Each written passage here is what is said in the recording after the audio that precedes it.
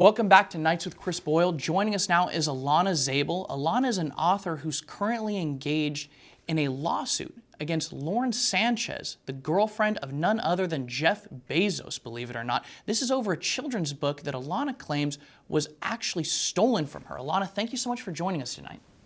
Thank you so much for having me, Chris. Your book, so this is a book that you wrote. It's a kid's book. It's actually talking about going to outer space. It's called Dharma Kitty Goes to Mars. Now, first off, talk to us a little bit, not just about your book, but about the discovery that there was a book out there that you believe was plagiarizing it. Well, as far as the children's book, so I have two different books. I wrote Knock It Off recently from some of my experiences, but the children's book in the heart of that lawsuit, yes, is called Dharma Kitty Goes to Mars. Lauren, as a private client of mine, was a private client of mine for many years and a friend, and I had stopped working for her around 2011 and reached out to her in 2022, sharing the children's book that I was writing and publishing that year about a cat that goes to Mars, wanting to align with Bezos Earth Fund and the Bezos Academy, uplifting children, teaching them about going to Mars. It seemed like a perfect fit.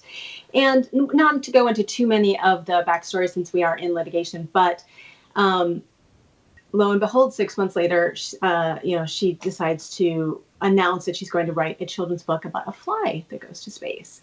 So I issued a cease and desist and received a lot of press, wasn't expecting that. And about 23 different lawyers from all over the country reached out to me, wonderfully, so supportive, and really just advising me as far as my copyrights, my rights.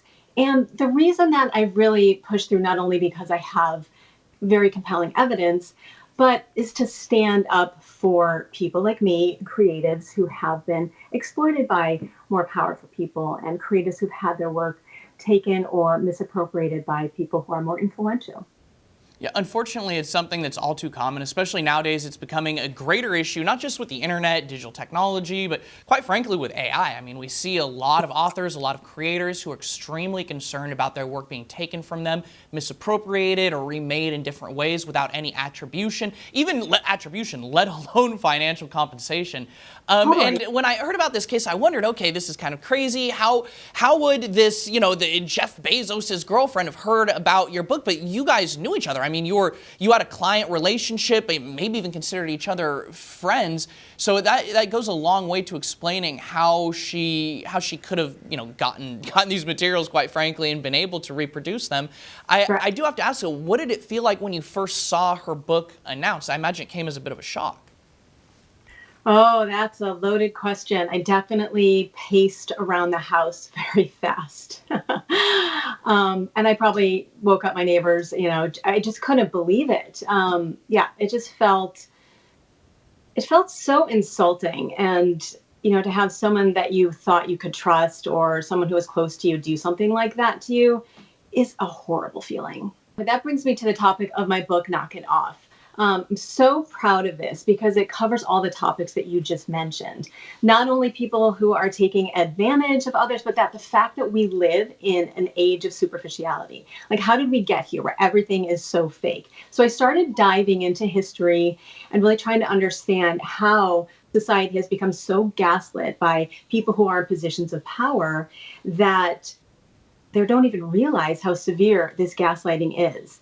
And it really went back to maybe Coca-Cola was like really one of the first brands that started using kind of image-based deception. So if you really go to the origin, it's Nazi propaganda. They had the first brand that had a logo, they had a slogan, and they created an image of like this supermodel of a person that looks a certain way in order to sell their very deceptive ideology.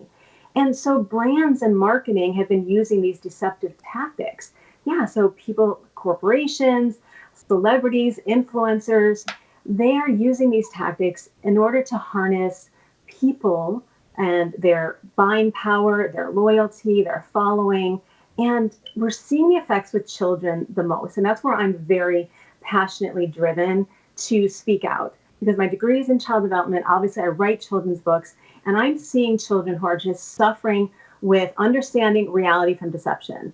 So if we don't start addressing these issues now, we're going to see much bigger, almost tsunami-like forces of mental illness in our children in the future. I think we're already there. I think we're already way past that point. I got to ask this. So, Jeff Bezos, obviously, it's his girlfriend, but still, Jeff Bezos is an incredibly powerful person, right? One of the most powerful people in the world at this point. This must have been a big decision, right? To say, hey, this is something. Yeah. I'm sure there must have been the temptation to say, I'll forget about it, or who cares, or let's let this one slide, or whatever. Or even just do a basic cost-benefit analysis and say, my goodness, what is it going to take for me financially to fight all of their lawyers on this? And if I lose, what bullet am I going to have to bite here? So this must have been an incredibly difficult and, quite frankly, courageous decision for you to go up against such a force, such a financial force and legal force. 100%. And that's why every single lawyer who I consulted with, they said the same thing. We undoubtedly believe you. We've seen the evidence. We undoubtedly believe what you're saying is true. That she did what you're saying. But they said, and they all said the same thing, you're going against Jeff Bezos's money, right? Combined with an insecurity-based ego. And they'll just drag this out for if I were to have counsel. So they advised me to, if I'm passionate about this, if I want to make a statement, if I want to stand up for people like me, to go for it. And that's what I've been doing, just day by day, approaching this as just revealing the truth and trying to create conversations for everyone to grow. I would love to see Lauren grow. I would love to see her have a very healthy and wonderful relationship and with herself and with others. So.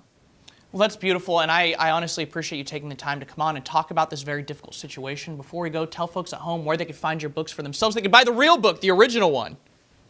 The real book, it can be found on Amazon, ironically, Dharma Kitty Goes to Mars, or As I Am Kids, and As I Am is with a Z. You can also go to Knock It Off Book. We'll take you directly to the Amazon site selling Knock It Off. What are you going to do? What are you going to do? They control the machine. It's the company town. Alanna, thank you so much for joining us this evening. Thanks, Chris.